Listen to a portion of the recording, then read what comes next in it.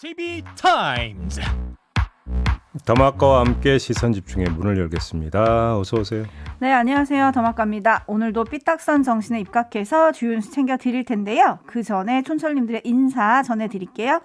카라비너님, 일찍 일어나서 유튜브 켜놓고 대기 중입니다. 하루 시작을 종배님과 함께 하게 돼서 하루 일이 잘 풀릴 것 같습니다. 그렇죠. 만사 형통이죠. 시선집중이. 어떻게 로또 사요? 로또 사셔도 됩니다. 오, 알겠습니다. 그렇게 해서 나눔을 실천해야죠.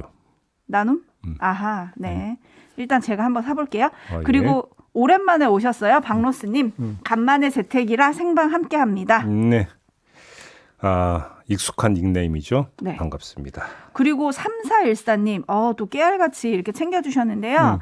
JB 어제 비 맞고 가신 건 아니죠. 가까우면 제가 우산 가져다 드리고 싶었는데 네. 울산이라 못 갔어요. 오늘도 알찬 뉴스 부탁드려용 하고 하트까지.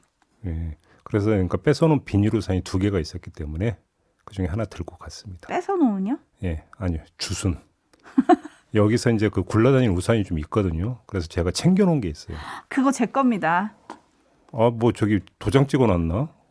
아니 제가 JB를 위해서 갖다 놓은 거예요. 여튼 예, 잘 예. 쓰고 가셨으면 됐고요. 반납하시면 되겠습니다. 네. 비 오는 날 어떻게 생각해 볼게요. 네. 자, AS 타임 가시죠. 네, 어제 윤석열 대통령의 5.18 기념식 참석을 앞두고 저희가 조진태 5.18 기념재단 상임이사와 인터뷰를 했잖아요. 네. 후보 시절에 5.18 민주화운동 정신을 헌법 전문에 담아야 한다고 입장을 밝혔었고 또 그 약속을 지키기 위한 첫 행보로 본다. 일단은 기대와 희망을 품겠다라고 했었는데요. 네. 어제 윤석열 대통령과 그리고 국민의힘 의원 거의 전원 109명에서 10명 빠진 99명이 참석을 했는데요.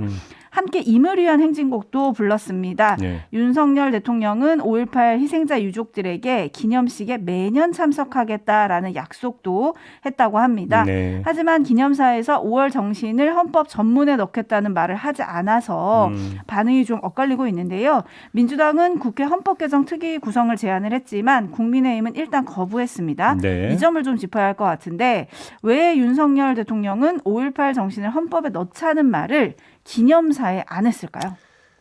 시선 집중은 또 공부하는 방송 아니겠습니까? 네. 어제 제가 정치 물리학을 말씀드렸었죠. 그렇죠. 오늘은 천체 물리학을 말씀드리겠습니다. 천체 물리학이요? 네. 블랙홀에 대처하는 방법은 뭐냐면 근처에 안 가는 겁니다. 근처에 가면 어떻게 됩니까? 빨려 들어가니까. 그렇죠. 개헌을 두고 이구동성으로 하는 얘기가 뭡니까? 블랙홀. 그러니까 근처에 안 가려고 언급을 안 한 거죠. 뭘 어렵게 생각을 합니까? 심플하긴 한데. 네, 세상에서 진리는 단순한 법입니다. 심플하긴 한데 본인이 하신 말씀이 있잖아요. 그거는 그때 이야기고 지금은 지금 이야기고 또 물리학이 보면 또 시간 이야기도 이건 좀 요해가 좀 어려워갖고 제가 얘기는 못하겠네. 네. 참고로 제가 고등학교 때 좌절을 했던 주된 이유가 수학과 물리였는데 제가 왜 이러고 있는지 잘 모르겠습니다. 지금. 그 말씀만 안 하셨으면 제가 100% 신뢰하려고 그랬는데 아무튼 보다 자세한 이야기는 8시 30분 유튜브 연장방송 천기누설에서 하시려고 지금 말을 살짝 아끼신 거죠? 오, 잘했어요. 네, 8시 30분 천기누설도 기대해 주시고요. 네. 오늘 주목할 뉴스들 챙겨드리겠습니다. 예. 먼저 첫 번째 뉴스는 오디오로 만나보시죠. 자, 한동훈 법무장관은 합동수사단을 부활시키는 동시에 전격적으로 검찰 고위 인사도 단행을 했습니다. 좌천이 됐었던 이른바 윤석열 사단의 검사들이 요직으로 복귀했습니다. 지난 2019년 서울중앙지검 3차장으로 조국 전 장관 일가 수사를 이끌었다가 좌천됐던 송경호 수원고검검사. 한동훈 법무장관의 취임과 동시에 전국 최대 검찰청인 서울중앙지검 수장으로 복귀했습니다. 검찰 예산과 인사를 담당하는 핵심 법무부 검찰국장에는 신자용 서울고검 송무부장이 임명됐습니다. 호남 출신으로 국회와 야당을 상대해야 하는 자리의 성격을 고려했다는 분석입니다. 검찰총장이 임명될 때까지 검찰을 이끌 대검 차장검사에는 이원석 제주지검장이 임명됐습니다. 이재명 전 더불어민주당 대선 후보 사건을 지휘할 홍승욱 신임 수원지검장, 권순정 법무부 기획조정실장 등 문재인 정권 당시 좌천됐던 검사들이 요직으로 복귀했다는 점이 공통점입니다. 반면 문재인 정부 때 요직에 있던 고위 검찰 간부들은 한직으로 밀려났습니다. 한동훈 장관에 대한 무혐의 처분을 두고 수사팀과 충돌했던 이성윤 서울고검장은 사표가 수리되지 않은 채 법무연수원 연구위원으로 좌천됐습니다. 네, 지금 들으신 대로 검찰 인사가 나왔는데 한마디로 정리를 하면 윤석열 라인, 특수통 라인의 약진, 그리고 반윤석열 검사들의 좌천. 이렇게 정리를 하면 되는 거 아니겠습니까? 네, 그래서 윤핵관이 아니라 윤핵검 이런 말도 나오던데 네. 특히 눈여겨볼 점을 좀 꼽아주세요. 뭐 인사는 그러니까 3부에서는 좀 분석을 할 거니까 그때 좀 그 처리를 하도록 하고요. 여기서는 이 점만 좀 짚을게요. 이건 누가 봐도 이제 코드 인사다 이런 이야기가 나오게 돼 있지 않습니까? 나오고 있죠, 네. 그럼 이 부담을 덜어내야 되지 않겠어요? 그러면 그 인사의 정당성을 입증할 수 있는 다른 방법을 찾아야 되는데 그게 뭐겠습니까? 수사 성과가 아니겠습니까? 그러면 어떤 거게 되겠습니까? 이른바 권력형 부패 범죄. 이쪽으로 초점을 맞추지 않겠습니까? 네. 여기서 주목할 점이 하나 더 나오는데요. 속도입니다. 속도. 속도. 왜 그러냐면 이게 상당히 뭔가 빠를 것이라는 어떤 예상이 나오고 있는데 그럴 수밖에 없는 게 검찰 수사권 분리 입법이 일단 완료가 됐잖아요. 네. 이에 따르면 4개월 유예 기간이 있습니다. 그러니까 유예 기간에 사실은 성과를 내야 된다는 거죠. 근데 이 4개월 유예 기간이 갖는 의미가 뭐냐면 첫째, 지방선거 이후가 되는 거 아니겠습니까? 그래서 정치적 부담이 적다.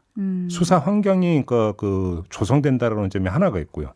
또 한 가지는 국회에서는 사개특위를 둘러싼 공방이 본격화되는 시점이다.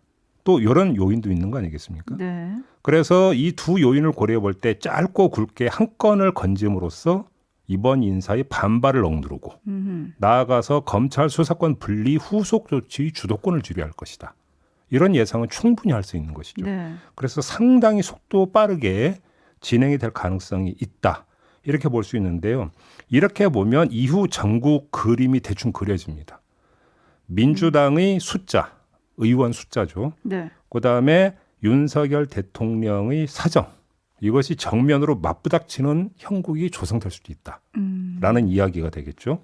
네. 사실 대선 때부터 예상돼 왔던 시나리오인데 이것이 그대로 현실화될 가능성이 이번 인사를 통해서 좀 더 높아진 거 아니냐. 이런 이야기가 되는 것이죠. 지금 제이비 말씀은 권력형 부패 범죄 처단으로 인사의 정당성을 말하려고 할 거다라는 네. 말씀인데 네. 그럼 현재 검찰이 쥐고 있는 수사뿐 아니라 2년 4개월 만에 부활을 했죠. 네. 금융증권범죄 합동수사단. 예. 여기에 1호 사건이 무엇이 되느냐. 또 이게 중요하지 않을까요? 저는 근데 그 좀 틀어가지고요. 저희는 틀어서? 또 삐딱선으로 가야 되지 네네. 않겠습니까? 1호 사건 이전에 묵은 사건을 좀 언급을 하겠는데요. 아, 금융증권범죄 합동수사단까지 발족을 시키면서 여기에 상당히 그 중요함, 그다음에 의미를 부여를 하지 않았습니까? 네. 이거에 대해서는 상당히 많은 분들이 공감을 할 거라고 생각을 합니다. 그러면 이 범주에 들어가는 사건이 뭡니까? 도이치모터스 주가 조작 의혹 사건이 있었잖아요. 네. 여기서 김건희 여사 지금 어떻게 처리됐는지 최종 결론 나왔다는 얘기 들었습니까? 못 들었죠. 아니 그러면 일단 1호 사건 이전에 묵은 사건부터 좀 처리를 해야 되는 거 아닙니까? 바로 이 점에서 또 하나의 어떤 뇌관이 있다고 보는 건데요. 네. 조금 전에 아주 그 속도감 있게 이른바 권력형 부패 범죄에 대한 처단에 나설 것이다라고 제가 전망을 드렸는데 네. 이 부분이 나오면 나올수록 묵은 사건 부분이 다시 소환될 가능성이 있다는 겁니다. 그것이 바로 지금 제가 말씀드린 이건데 이걸 어떻게 처리할 것이냐. 이것도 중요한 관전 포인트가 되는 거죠. 중요한 관전 포인트가 될 것 같고요. 촌철님들의 반응을 좀 살펴드리겠습니다. 네. 일단 박점식님, 저는 정권에 충성하지 않은 좌천된 인사들의 정상적인 복직이라고 생각합니다. 라고 해주셨고요. 네. 반면에 찬명님은 윤석열 사단? 그러다 사단 나겠어요. 라는 촌철 보내주셨고요. 이하나23님, 이러다가 다음 국민의힘 대선 후보는 한동훈 장관이 되는 거 아닌가요? 라는 의견 보내주셨고요. 6365님, 정권 교체가 무슨 인조 반정입니까? 중종 반정입니까? 이런 의견 보내주셨고, 파쿠파쿠데스와님은 검사들도 통합을 못하는데 국민 통합은 점점점 해주셨고, 9920님, 한동훈 장관이 취임사에서 이렇게 얘기를 했었죠. 취임사에서 살아있는 권력이 아니라 사회적 강자라고 강조한 게 미심쩍다라는 의견 보내주셨습니다. 조금 전에 그 댓글 소개해 주시면서 이제 이른바 검찰 정상화 이제 뭐 그분은 물론 그런 표현을 쓰지는 않았습니다. 이런 얘기가 좀 나오더라고요. 그래서 말 그대로 복귀라는 표현도 나오더라고요. 네. 근데 여기에는 아주 재밌는 그 이야기가 깔려 있는데 원래 이 자리는 이 사람들이 맡아야 되는 자리였다라는 게 전제되는 것이죠. 아, 그렇죠. 복귀라고 하면 그렇게 되는 거죠. 그렇게 되는 것이죠. 네. 근데 언제 도장 찍어놨었습니까? 침 발라놓았었나요? 그러니까 예를 들어서 그러면 100번 양보해서 이른바 반윤 검사들이 지금까지 검찰 요직을 장악하고 있었고 근데 그 사람들이 그 지휘했던 수사에 문제가 있어서 책임을 묻겠다. 그럼 그건 좋다라는 것이죠. 그러면 거기에 비어있는 자리를 왜 근데 꼭 이런 사람들로만 채워야 되는가는 또 전혀 별개의 문제인 거죠. 그렇죠. 그러니까 이 사람들이 문제가 있어서 책임을 묻고 좌천을 시켰으므로 반대로 이 사람들이 무조건 앉아야 된다는 얘기는 논리적으로 성립이 안 되는 거예요. 그러면 왜 전부 다 특수통이어야 되는 겁니까? 그러면 묵묵히라고 했는데 뭐 형사부 검사 이런 사람 한 명 뭐 중용됐다는 얘기 들어보셨습니까? 바로 그 점을 지적해 주신 촌철님이 계십니다. 7739님, 검사는 윤석열 사단과 친분만 있나요? 다른 검사들은 아예 없어요? 라고 물음표를 보내주셨는데 있죠. 있습니다. 네. 아무튼 보다 자세한 얘기는 저희가 3부에서 진단을 해드릴 테니까 시선 네. 집중해 주시고요. JB타임즈 다음 주목할 뉴스는 어떤 건가요? 역시 검찰 이야기인데요. 법무부 디지털 성범죄 대응 TF 팀장을 맡았던 서지영 검사가 성남지청 원대 복귀 명령을 받고 사직서를 제출한 바 있지 않습니까? 네. 그 뒤에 이런 장면이 연출이 됐는데요. 어제였습니다. ETF의 전문 자문위원 22명 가운데 17명이 집단 사퇴를 선언을 했습니다. 어허. 이들은 보도 자료를 냈는데요. 명확한 이유 설명도 없이 우리와 함께 일하던 서지영 검사를 쫓아내듯 한 법무부의 행태에 안타까움을 금할 수 없고 회의감 역시 느낀다. 검찰을 두려워하는 사람은 범죄자뿐이라는 법무장관이 서지영 검사를 두려워할 만한 이유라도 있는 거냐. 이런 식으로 반문을 던진 겁니다. 네, 일단 정기 인사 시점도 아니고 위원회 활동 종료 시점도 아닌데 네. 굳이 왜 이런 인사 조치를 했냐 이런 문제 제기도 이들은 같이 했는데요. 예. 갑작스러운 원대 복귀 명령 진짜 왜 그랬을까요? 어제 사법논담에서 잠깐 언급을 했는데요. 다시 한번 좀 정리를 해야 될 것 같은데 일단 좀 제일 의아한 부분이 뭐냐면 이 전문 자문위원들이 밝히지 않았으니까 지금 그 위원회 활동 기한이 3개월 남았다고. 네. 3개월이나 남았다라고도 볼 수 있고 3개월밖에 안 남았다고도 볼 수 있습니다. 그렇죠. 근데 그럼 후자로 보죠. 3개월밖에 남지 않았으니까 그거 활동 기한 채우고 자연스럽게 정리하는 모습 얼마든지 연출할 수 있는 거잖아요. 네. 저는 이게 중요하다고 보는데 서지영 검사가 그냥 한 실무자로서 책상 하나 주고 열심히 일해라가 아니라 그것이 위원회가 꾸려져 있었다라는 거죠. 네. 근데 이거를 사실상 결과적으로 놓고 보면 무시한 거잖아요. 그렇기 때문에 지금 이 그 전문 자문위원들이 반발을 한 거 아니겠습니까? 이렇게 놓고 본다면 이거는 어떤 실무적인 차원에 있어서 어떤 뭐 인사 순환보직이나 이런 차원으로 이해될 수 있는 성질의 문제가 아니라는 것이죠. 그래서 다른 이유를 좀 살필 수밖에 없다. 이런 말씀을 드려야 되는데 그래서 이제 일단 먼저 떠오르는 게 뭐냐면 디지털 성범죄 대응 TF잖아요. 네. 근데 윤석열 대통령이 대선 과정에서 성폭력에 대해서도 단호히 대응하지만 무고 행위에 대해서도 강력히 처벌한다라는 입장을 밝힌 바가 있었습니다.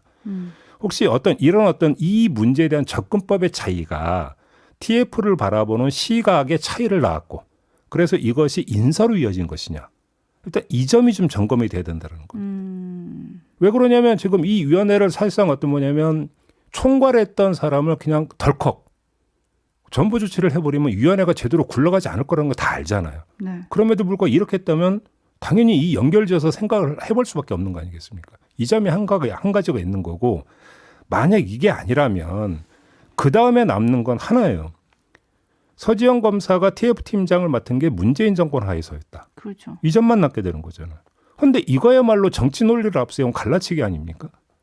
그러니까 정치 논리를 정책 필요성보다 더 앞세운 것이 돼버리는 거잖아요.